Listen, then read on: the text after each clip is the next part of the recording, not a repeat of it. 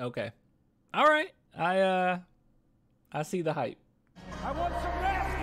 Are we having fun yet? Zach Lavine. I'm actually not sure. Is it Zach or just Zach? I think it's just Zach. I don't think it's Zachary. But Zach Lavine. Should Zach Lavine come to the San Antonio Spurs? Will Zach Lavine come to the San Antonio Spurs? Honestly, there's a lot of context clues here, in which I'm going to go ahead and say I think the San Antonio Spurs are most definitely going to try to go after Zach Lavine. Now, I'm not saying that I heard anything, okay? This is complete conjecture, all right, speculation on my part. But man, there is a lot going on here where I see where you guys are coming from. So first and foremost, one of the big reasons why Zach Lavine would come here is DeJounte Murray. I've said this before. I've made a video on this in which I think that this is DeJounte Murray's most valuable asset. Not his stealing ability, not his shooting ability, not his passing ability, not his rebounding ability. It is actually his ability to make friends around the league. I mean, he is a very likable guy to the point where even Kawhi still stay in contact with DeJounte. That's crazy to me. So if you guys haven't seen Zach Lavine, he basically said that the Bulls fans should be booing. So Bulls fans booed Chicago, and he came out and he said they should. It's embarrassing. So this is nothing new, by the way. Like, Zach Lavine has been dropping little nuggets that he's irritated with his team for a good minute now. But this is what he had to say. To be honest, they should boo, that is. It's embarrassing. We're a really good basketball team, and we're not playing like it. They, the fans, know that. We know that. It's understandable. We understand they, the fans, have our back, but we have to play better. So Zach Lavine is not happy, okay? Zach ain't happy. Zach Lavine seems as if, and there's a lot of things pointing to him not wanting to be necessarily with the Chicago Bulls. Now, like I said, I didn't bring this up for no reason. DeJounte Murray's ability to make friends. The reason why I didn't bring this up, because there's a lot of things that's happened over the past in which I would maybe, it could be a hint towards Zach Lavine not minding playing with DeJounte Murray, that is, excuse me. And one thing in particular is this. Okay, this is the big thing. If you guys recall, it happened a good while ago, but it was a page on Twitter in which they said All Around Designs, and that's their name, and it says, "You know the way, DeJounte." And you want to know who liked this? See who likes it? You see that? Wait, see? You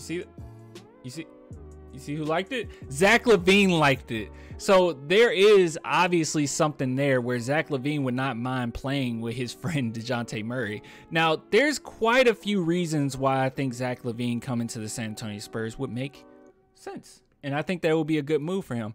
First and foremost, he's going to be able to get paid. Like, the Spurs have enough cap space where they could sign him and another star and be good. Not only that, if he came to this team, let's say the draft is over. Okay, here's my dream. The draft is over. We get a crazy great draft pick, whether it's a top pick, top 4 pick, or we trade it up to a top 4 pick, whatever it is. Okay, and we get a superstar out of the draft. Let's say we get us a superstar out of the draft. And then we have 2 other draft picks as well, in which we get some really good solid pieces to this puzzle. And we're going into this next season, okay? Maybe we re-sign Lonnie Walker for, $7 million, $8 million, maybe $9 million.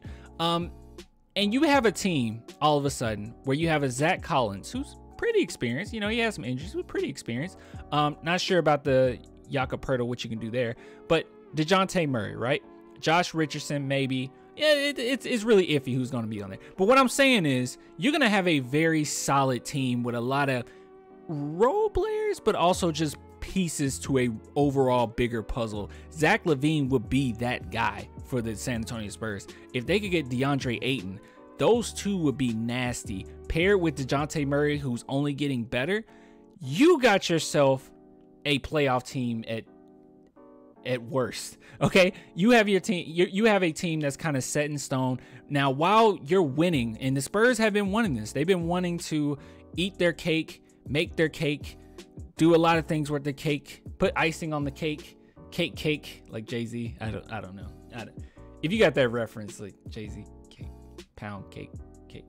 Anyways, that's besides the point. What they wanted to do is they want to be able to win games while still rebuilding. And obviously that has not been the case for a few seasons now. That just hasn't panned out. But I think that this will be a way that it actually does pan out. You will have the players set in stone in which they're growing, whether it be Josh Primo, our lottery picks, or our lottery pick, I'm sorry.